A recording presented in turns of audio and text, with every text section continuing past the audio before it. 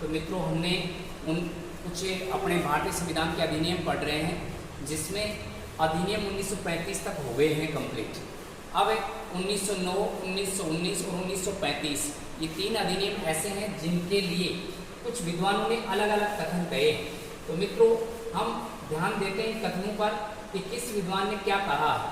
तो यहाँ पर आप ध्यान दें, यहाँ 1909 का अधिनियम लिखा हुआ है और इधर 1919 का अधिनियम लिखा हुआ है। तो मित्रों सबसे पहले 1909 का अधिनियम मार्ले मिंटो सुधार के नाम से जाना जाता है। इसमें जो वाइसराय थे वो मिंटो थे और मिंटो ने ये कहा था कि हम ऐसे सर्प के दांत बो रहे हैं जो आगे भीषण फल देने वाले हैं। ये कथन किसका था? तो मिंटो का था। इसी के आगे हम चलते हैं। तो मित्रों 1909 के अधिनियम के लिए के.एम. मुंशी ने क्या कहा था? के.एम. मुंशी ने कहा कि ये प्रजातंत्र को रौंदने वाला मतलब मारने वाला मुंशी, मारने वाला कौन हो गया? मुंशी हो गया। ऐसे हम याद रख सकते हैं, प्रजातंत्र को मारने वाला कौन हो गया? मुंशी। मजूमदार को आप मजदूरी बना दो, मजदूर।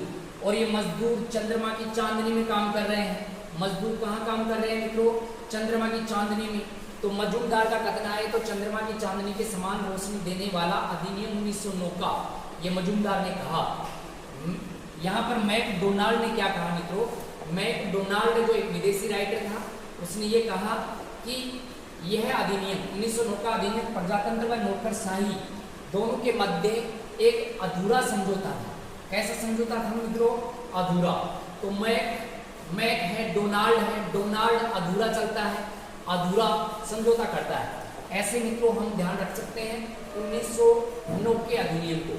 इसके बाद में हम आगे चलें तो यहाँ पर मित्रों 1900 और 19 का अधिनियम आता है। 1919 के अधिनियम के लिए कुछ कथन और देख सकते हैं हम आगे। इसके लिए मित्रों 1919 का अधिनियम मॉन्टेग्यू चेम्सफोर्ड के नाम से जाना जाता है। बाल गंगाधर तिलक, तो बाल से याद रख लो, बाल।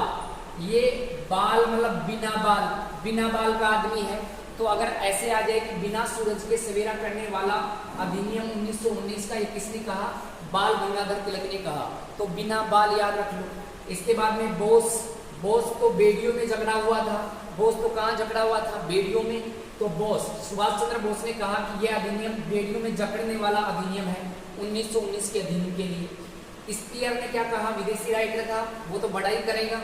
पूर्णतः स्वराज्य का पहला पड़ाव माना जा सकता है। ये किसने कहा? स्पीयर ने कहा। तो मित्रों ये तो 1909 और 1919 का अधिनियम हुआ। 1935 के अधिनियम के लिए 3-4 कथन हैं, ये और देख लेते हैं। मित्रों नेहरू जी ने ऐसा कहा कि एक ऐसी गाड़ी है जिसके ब्रेक तो हैं लेकिन इंजन नहीं है। तो नेहरू जी ब्रेक लगा रहे हैं लेकिन इंजन ही नहीं है, ऐसे ध्यान रखें। जिन्ना, मोहम्मद अली जिन्ना एक फलों की टोकरी लेकर आया जिसमें सड़े गले फल हैं, और सड़े गले फल हैं उनको रूढ़ी में डाल दिया गया। तो आप जिन्ना को याद करेंगे तो याद रहेगा 1935 का अधिनियम एक सड़े गले फलों की टोकरी। कैसी टोकरी? सड़े गले फलों की टोकरी। और सड़े गले फलों को हम कहाँ डालते हैं मित्रों? रूढ़ी में। तो रूढ़िवादिता को बढ़ावा देने वाला अधिनियम भी जिन्ना ने कहा है। ऐसे जिन्ना के 2 कोटेशन हो गए। ऐसे मित्रों हम आगे चले तो राजगोपालाचारी ने कहा कि 1935 का अधिनियम द्वैध शासन से भी बुरा है। किस शासन से बुरा है? द्वैध शासन से भी बुरा है। यह राज तो, ऐसे याद रख लो, यह राज तो द्वैध शासन से भी बुरा हो गया। मदन मोहन मालवीय, तो ये मालवीय है। तो ये मालवीय अंदर से कैसा है भी? खोखला है। मालवीय अंदर से क्या है? खोखला। तो यह अधिनियम अंदर से खोखला करने वाला अधिनियम है, ये मालवीय ने कहा है। एटली, ये विदेशी राइटर हो गया। एटली ने कहा कि हम आपको विश्वास दे रहे हैं और ये विश्वास का प्रतीक है।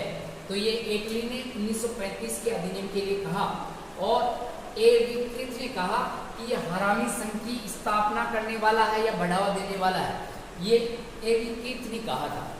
मित्रों कुछ विद्वानों ने इसको भानुमति का कुनबा भी कहा है, उधार का थैला भी कहा है। कुछ व्यक्तियों ने ऐसे भी कहा है कि ये भारत में सैकड़ों सांडू और दर्जनों भर भेड़िए सियारों का शासन कायम करने वाला अधिनियम है। तो ऐसे विभिन्न लोगों के द्वारा अलग अलग कथन कहे गए हैं। तो 1909, 1919 और 1935 के ये प्रमुख कथन हुए। इन कथनों के साथ ही 1935, 9 और 19 का अधिनियम समाप्त होता है। ठीक है मित्रों, सभी को धन्यवाद। जय हिंद, जय भारत।